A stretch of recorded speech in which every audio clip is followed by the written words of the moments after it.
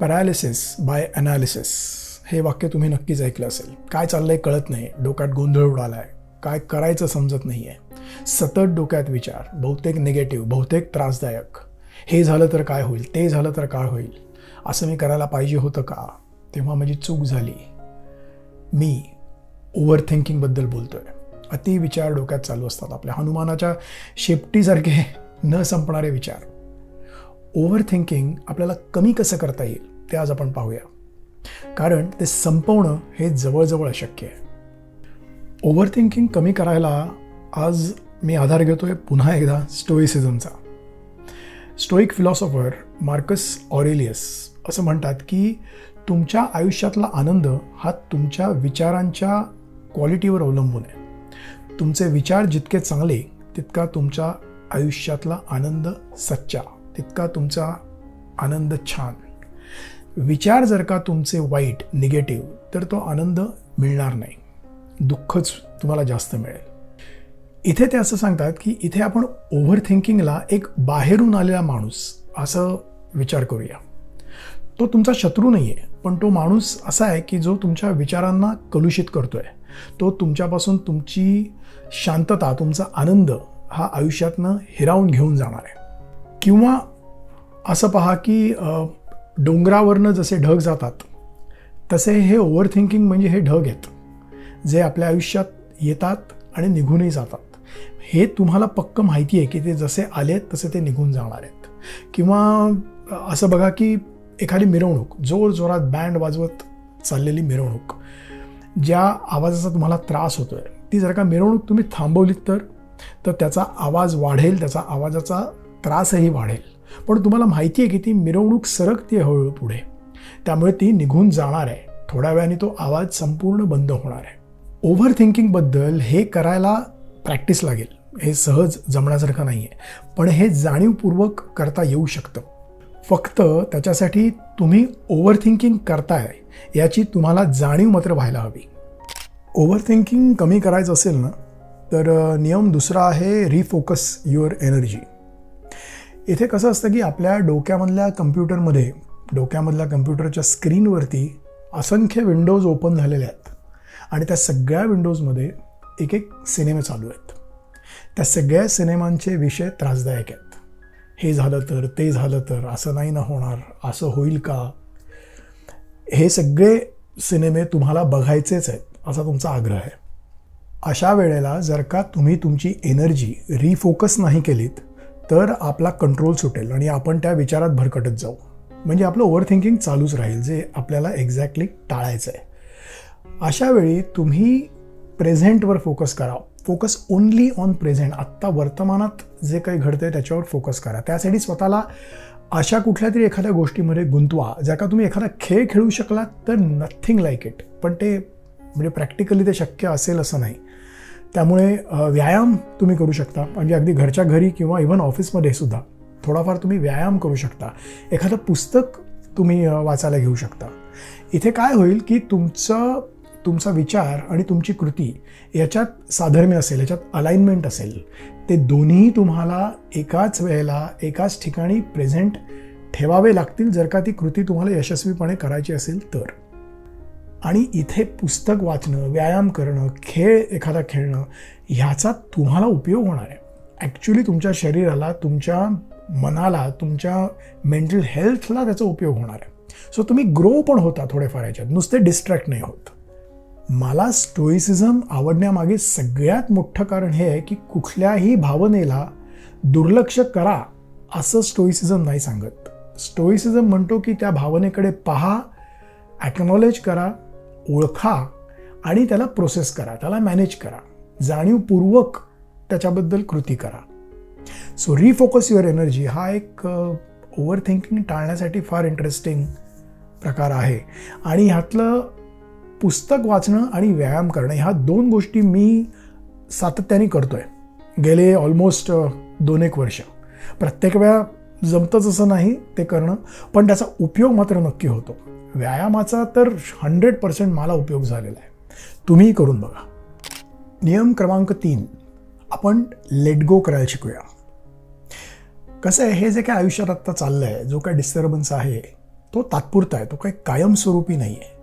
पण ओव्हर थिंकिंगमध्ये तेच विचार सतत आपल्या डोक्यात असतात आणि आपल्याला वाटतं की हे विचार कायम आता आपल्या डोक्यात राहणार आहेत. पण शेवटी विचार आहेत ते येत जात राहणार आहेत, हे आपण समजून घेतलं पाहिजे. किंवा असं करा की ह्या विचारांना तुम्ही एक वाहत्या नदीच्या पाण्यातल्या झाडांच्या पानांप्रमाणे पहा. नदीत पानं पडतात आणि ती तरंगत जातात प्रवाहाबरोबर, तसे ते विचार आहेत तुमचे. हे ॲक्च्युली तुम्ही व्हिज्युअलाइज करा, हसण्यावारी नेऊ नका. हे काय होईल हे तुम्ही जर का रेग्युलर व्हिज्युअलाइज करत राहिलात ना, व्हिज्युअलायझेशनमध्ये प्रचंड पॉवर आहे. आपण नंतर बोलू कधीतरी ह्या विषयावर. पण हे जर का तुम्ही सातत्याने करत राहिलात तर तुमच्या विचारांबरोबरचं नातं बदलायला सुरुवात होईल. नकोसे विचार, नेगेटिव्ह विचार तुम्ही दूर सारायला ॲक्च्युली यशस्वी व्हाल. ते विचार निघून जातील, नवीन चांगले विचार त्या जागेवर येतील, ती जागा रिकामी होईल, त्या जागेवरती शांतता येईल, नवीन विचार येतील. ॲक्च्युली ती शांतता तिथे असतेच आपल्या डोक्यात, पण ती ओव्हर थिंकिंगच्या खाली असते. त्यामुळे हे वरचं सगळी ती विचारांची पानं एकदा दूर गेली की पाण्याच्या झऱ्यात तुम्हाला शांतताही मिळेल. आणि हे व्हिज्युअलाइज करा तुम्ही, ह्याचा नक्की फायदा होतो. सुरुवातीला थोडं अवघड आहे हे करणं, पण ॲक्च्युली डोळे मिटून व्हिज्युअलाइज करायला लागा. आणि हेच असं नाही, तुम्हाला जे तुमच्या आयुष्यात व्हायला हवं आहे ते व्हिज्युअलाइज करा. ते डेस्टिनेशन आहे ना, तुम्ही एक आयुष्यात एका मार्गावर चालताय, डेस्टिनेशन तुम्हाला जर का माहीत नसेल तर तुम्हाला मार्ग कसा कळणार. So visualization is must. तुम्हाला ते डेस्टिनेशन, तुम्हाला जिथे पोचायचं आहे ते तुम्हाला बघता आलं पाहिजे डोळे मिटून इथे. सो हे करून पहा. नियम क्रमांक 4, काळजी करण्याची एक वेळ ठरवा, ठराविक. आपण आपला स्क्रीन टाईम कसा रिस्ट्रिक्ट करतो की नाही, म्हणजे आता आपल्याला कळतं की अरे किती वेळ मी स्क्रोल करतोय आता बस, तशी काळजी करण्याची एक टाईमटेबलमध्ये वेळ ठेवा. काय असतं, ही जाणीवच होत नाही आपल्याला बऱ्याचदा की आपल्या बॅक ऑफ द माइंड काहीतरी विचार हे सतत चालू असतात. ते घरातल्या पंख्याला कसा एक स्पेसिफिक आवाज असतो, तसं over thinking back of the mind सतत चालू असतं. मग भले तुम्ही मित्रमैत्रिणींबरोबर असाल, ट्रिपवर असाल, झोपायचा प्रयत्न करत असाल, कामात असाल, पण ते चालू राहतच. आणि एकदा त्याला तुम्ही बळ दिलंत, त्याच्याकडे लक्ष द्यायला लागलात की तो तुम्हाला व्यापून टाकतो आणि मग सगळं डिस्टर्ब होऊन जातं.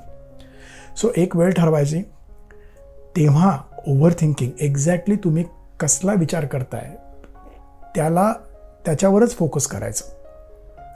बऱ्याचदा असं लक्षात येईल तुमच्या की हे ओव्हर थिंकिंग बिनबुडाचं आहे, हे जे मी काय करतोय विचार त्याला काही तसा फारसा अर्थ नाही आहे, हे सावलीसारखं मोठं दिसतंय पण फसवं आहे, खरं काही मला त्याचा त्रास होणार नाही आहे. किंवा कधीतरी तुम्हाला एखाद्या वेळेस त्या ओव्हर थिंकिंगमध्ये एखादं सोल्युशन सापडेल की अरे हे मी जर का केलं तर माझी ही भीती मी टाळू शकतो. तेवढा वेळ झाला की ते ओव्हर थिंकिंग बंद करायचं, आपलं जे काही ठरवलेलं काम असेल त्याच्या आपण मागे लागायचं. हे जर का तुम्ही करत राहिलात ना तर त्या ओव्हर थिंकिंगचा इम्पॅक्ट कमी व्हायला सुरुवात होईल आणि काही गोष्टी तुम्हाला सुटायला लागतील. ओव्हर थिंकिंग कमी करण्याचा हा एक फार छान मार्ग आहे, करून पहा. नियम क्रमांक 5, ओव्हर थिंकिंगला कृतीची जोड द्या. जेफ बेझोस म्हणतात की हार्डवर्कमुळे कधीही स्ट्रेस येत नाही, हार्डवर्क न केल्याचा स्ट्रेस येतो. म्हणजे आपल्याला माहिती आहे की आपल्याला काय करायचं आहे, किती आपल्याला हार्डवर्क करायचं आहे, किती आपल्याला अजून वेळ द्यायचा आहे आणि ते आपण करत नाही आहोत, करू शकत नाही आहोत, ह्याचा स्ट्रेस येतो.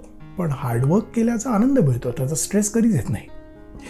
सो ओव्हर थिंकिंग म्हणजे एक अनसर्टनिटी, अनिश्चितता, ती संपवायची असेल तर एखादी छोटी स्टेप घ्या, गेट इन टू ॲक्शन. अगदी छोटी स्टेप. काय होईल त्यामुळे हे जे ओझं आहे डोंगरा एवढं तुमच्या डोक्यावरचं ओव्हर थिंकिंगचं, ते हळूहळू कमी व्हायला मदत होईल. ही आजूबाजूची परिस्थिती जी आहे आपल्या जी विरुद्ध आहे त्या परिस्थितीलाच वापरून एक छोटीशी पायरी आपल्याला चढायची आहे. एका वेळेला एकच चढायची आहे, पटकन चढायची आहे आणि त्यामुळे आपल्याला आपला आत्मविश्वास मिळवायचा आहे. सतत आपण रेसमध्ये आहोत, सतत आपल्याला काहीतरी प्रूव्ह करायचं आहे, जिंकायचं आहे, ही भावना ठेवू नका. थोडं शांतपणे घ्या, तर हा स्ट्रेस कमी होईल आणि ओव्हर थिंकिंग पण त्यामुळे कमी होईल. नियम क्रमांक 6, आपला दृष्टिकोन कृतज्ञतेकडे वळवा.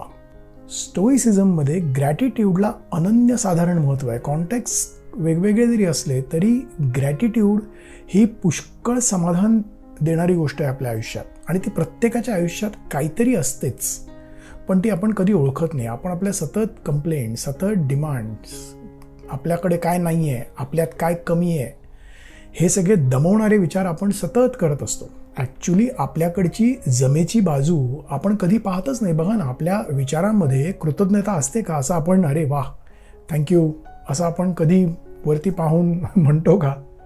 नाही.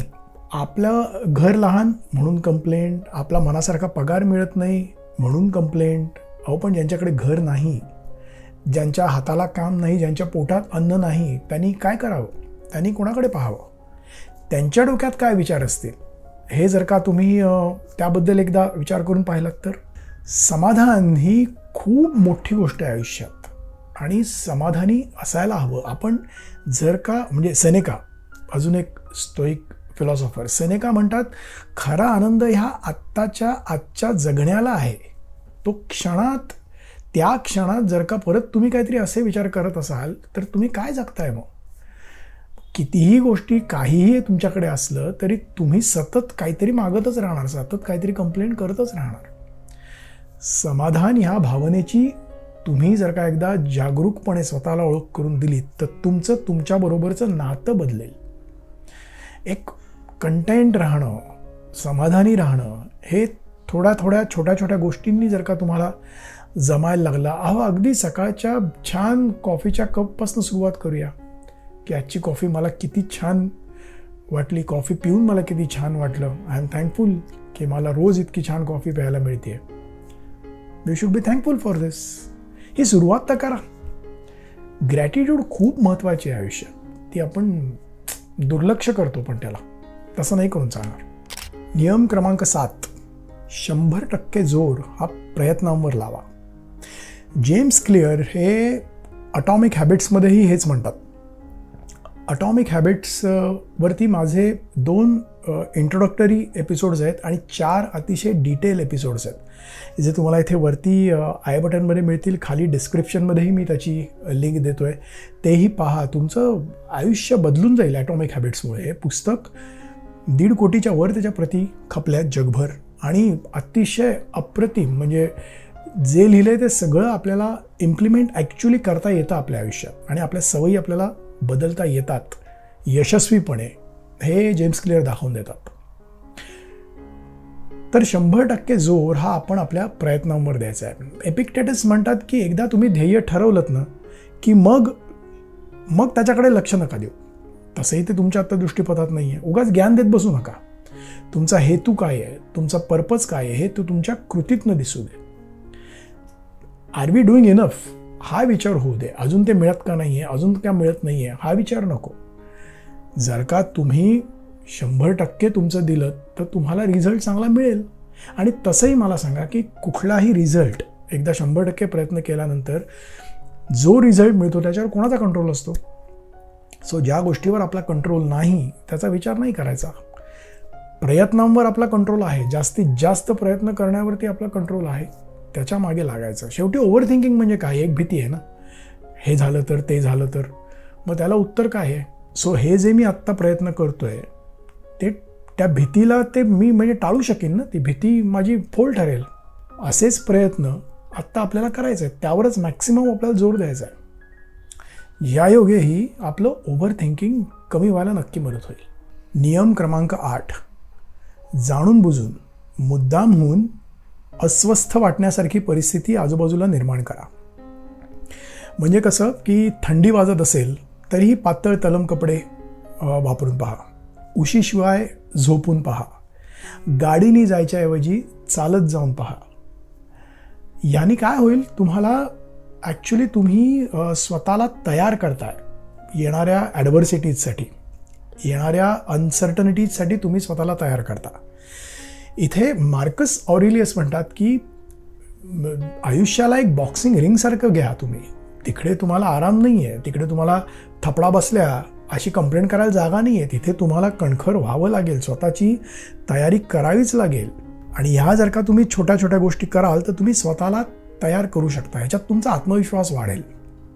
जर का तुम्हाला या गोष्टींनी त्रास होईल असं वाटत असेल, शक्यता अशी आहे की ॲक्च्युअल त्रास कमी होईल. म्हणजे काय झालं, तुम्ही जास्त विचार करत होता, तुम्ही ओव्हर थिंकिंग करत होता, हे तुमचं तुम्हाला प्रूव्ह होऊन जाईल.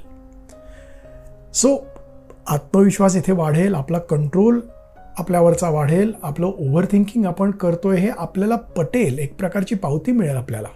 आणि त्यामुळे तुमचा भविष्याबद्दलचा जो काही एक अप्रोच असेल किंवा जो काही रिस्पॉन्स असेल तो टोटली बदलेल. कारण त्याबद्दल तेवढी भीती तुम्हाला वाटणार नाही. शांतता वाढेल तुमच्या डोक्यातली. सो या छोट्या छोट्या गोष्टी आपल्या अगेन्स्ट आहेत. आता बघा, आता उन्हाळ्याचे दिवस आहेत, जरा पंख्याशिवाय एक अर्धा तास बसून बघा काय होतंय, अनुभव तर घ्या, मग ठरवूया काय करायचं पुढे. नियम क्रमांक 9, आयुष्य हे सतत बदलत असतं. त्यामुळे एकाच गोष्टीवर, एकाच विचारावरती अडून बसू नका. आपण जेव्हा ओव्हर थिंकिंग करतो ना, तेव्हा आपण प्रत्येक गोष्ट ही मायक्रोस्कोपमधनं बघत असतो. त्यामुळे आवाजवी ती मोठी दिसत असते, ती नसते खरी, पण डिसप्रपोर्शनेटली ती आपल्याला मोठी दिसत असते.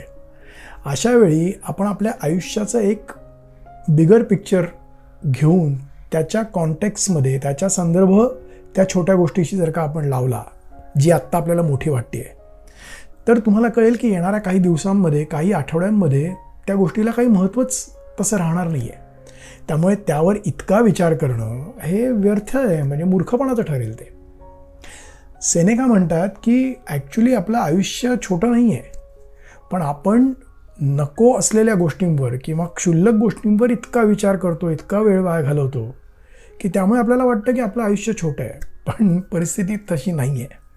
तुम्ही आत्ता हा व्हिडिओ एक 2 मिनिटासाठी पॉज करा आणि असा विचार करा की 1 वर्षांपूर्वी तुम्ही एखाद्या गोष्टीने प्रचंड डिस्टर्ब झाला असाल, त्याचा आज तुमच्या आयुष्यावरती तुम्हाला तेव्हा वाटत होतं तितका वाईट प्रभाव पडला आहे का नाही. शक्यता भरपूर अशी आहे की जेवढं तुम्हाला वाटलं होतं तेवढं नुकसान तुमचं झालेलं नाही आहे, तेवढा इम्पॅक्ट तुमच्या आयुष्यावरती त्याचा पडलेला नाही आहे. सो बहुतेक वेळेला हे आपल्या डोक्यातच आपण जास्त विचार करून डॅमेज करून घेतो आपण स्वतःला. हे एवढं होणार आहे असं गृहीत धरूनच आपण आपली कृती करतो किंवा आपण कृती करत नाही. पण आयुष्य सतत बदलतं आहे. त्यापेक्षा आयुष्यातल्या महत्त्वाच्या गोष्टींवरती आपण विचार करूया, त्यावर जास्त फोकस करूया. शेवटचा नियम क्रमांक 10, दुसऱ्यांकडून शहाणपणा शिकूया. दुर्दैवाने आजकाल काय परिस्थिती माहिती आहे का, सगळ्यांना सगळंच कळतं. मला सगळं माहिती आहे, मला सगळं कळतं, मला कोणीही काही शिकवू नका, मला कोणाच्याही शहाणपणाची गरज नाही आहे. पण तसं नाही आहे. पुष्कळ लोक आपल्यापेक्षा शहाणी आहेत, अगदी आपल्या आजूबाजूलाही आहेत. तर आपला विश्वासातला जो कोणी मित्र किंवा मैत्रीण असेल, जो आपल्याला संपूर्ण ओळखून आहे, अशा माणसांबरोबर सल्लामसलत करा. स्पेसिफिकली त्या विषयांबद्दल ज्याच्यात तुम्ही इन्व्हॉल्व्ह आहात. म्हणजे आता इलेक्शनची हवा चालू आहे, तर इलेक्शनचं कसं काय होईल वगैरे हे चर्चा करायला ठीक आहे, पण तुम्ही ज्यामध्ये इन्व्हॉल्व्ह आहात अशा गोष्टींबद्दल त्यांचा पर्स्पेक्टिव्ह, त्यांचा दृष्टिकोन हा समजून घ्या, ऐकून घ्या, त्याच्यावर विचार करा. बऱ्याचदा आपल्याबद्दलचं जजमेंट चुकतं आणि ते करेक्ट करायला किंवा एक दुसरी बाजू, दुसरा अँगल समजायला आपल्या ह्या विश्वासातल्या मित्राची किंवा मैत्रिणीची आपल्याला गरज भासते, त्यांच्या शहाणपणाची आपल्याला गरज भासते. कधीतरी एखाद्या विचारवंताच्या लेखणीतून तुम्हाला तुमचं उत्तर मिळू शकेल. कधी गरज लागली तर चक्क प्रोफेशनल हेल्पही घ्यायला हरकत नाही आहे. पण शहाणपणा दुसऱ्यांकडनं शिकायला तुम्ही ओपन राहा. सगळं मला कळतं हा विचार नाही आहे बरोबर. शेअरिंगमुळे पुष्कळ गोष्टी सोप्या होतात. तुम्हाला हलकं वाटतं, नवीन विचार कळतो, कोडी सुटायला मदत होते. नाहीतर ओव्हर थिंकिंगमध्ये ना आपण एक चक्रव्यूहात अडकल्यासारखे असतो, तिथेच फिरत राहतो, आपल्याला बाहेर नाही पडता येत. सो हे एक त्याला चांगलं उत्तर आहे. प्रोफेशनल हेल्पही घ्यायला हरकत नाही, मित्रमैत्रिणींचा सल्लाही घ्यायला हरकत नाही, आणि थोड्या वेळापुरतं का होईना की मला सगळं कळतं हे जरा बाजूला ठेवा. सो हे 10 नियम आहेत ज्यात आपण ओव्हर थिंकिंग कमी करू शकू. यातले काही प्रयोग मी अगदी रोजच्या रोज करतो आहे, मला त्याचा उपयोग होतो आहे अजून पुष्कळ पल्ला गाठायचा आहे, पण म्हणून मला मुद्दाम तुमच्याशी हे शेअर करावं असं वाटलं. कारण ओव्हर थिंकिंगपासून काही सुटका नाही आहे कोणाची. ते काही जाऊ नाही शकत. ते आपण कमी करू शकतो, ते कंट्रोल करू शकतो. त्यासाठी हा प्रयत्न आहे. तुमच्या एखाद्या मित्राला, मैत्रिणीला जो फार ओव्हर थिंकिंग करतोय, तुम्हाला माहिती आहे, जो संपूर्ण, ज्याला तुम्ही संपूर्ण ओळखता, त्याला हा एपिसोड दाखवा. यातले काही उपाय तो करून स्वतःची मदत करू शकेल का हे पहा. त्याबद्दल त्याच्याशी चर्चा करा आणि तुमच्या कॉमेंट्स आम्हाला कळवा. तुम्हाला काय आवडतंय ते सांगा, काय नाही आवडतंय ते सांगा. हे मी प्रत्येक एपिसोडमध्ये तुम्हाला सांगतोय, ज्यामुळे आम्हाला इम्प्रूव्ह व्हायला उपयोग होईल. म्हणजे मी तुमच्याकडनं शहाणपणा शिकतोय, मला शिकायचं आहे तुमच्याकडनं शहाणपणा. तुमची मतं मला हवी आहेत. सो प्लीज कॉमेंट्स करा, कळवा. आमचा चॅनल तुमच्या मित्रमैत्रिणींशी शेअर करा, सबस्क्राईब करा आणि ओव्हर थिंकिंग कमी करा. All the very best. Bye. लवकरच भेटूया.